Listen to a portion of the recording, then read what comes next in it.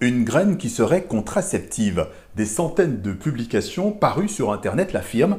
Fantasme ou réalité? Vérification.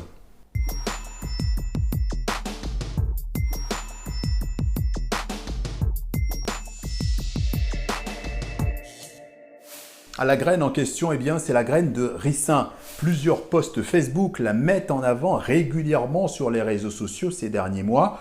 Les mêmes phrases reviennent mot pour mot. Vous en avez marre de prendre chaque fois des pilules contraceptives?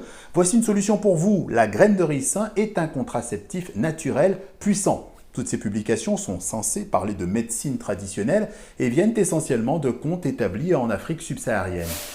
Ce qu'il faut savoir, c'est qu'il y a sur le continent africain, les jeunes filles vont plutôt se tourner vers des solutions qu'elles vont pouvoir se procurer près de chez elles et donc effectivement trouver sur Internet l'information que les graines de ricin, qui sont disponibles assez facilement et sans ordonnance à un coût moindre sur un marché, sera forcément une information alléchante et qu'elles vont vouloir croire absolument. Sauf que ce qu'elle croit être une information scientifique n'en est pas une.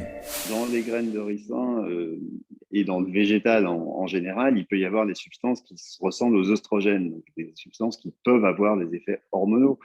C'est le cas d'autres végétaux, d'autres graines, d'autres baies. Par contre, entre avoir des effets hormonaux et puis avoir une efficacité contraceptive, voilà, c'est quand même très différent. Et pourtant, une étude d'universitaires nigérians et sud-africains soutient que la graine de ricin sert de contraceptif. 2 à 3 graines mâchées garantiraient une couverture contraceptive d'1 an, nous dit-elle.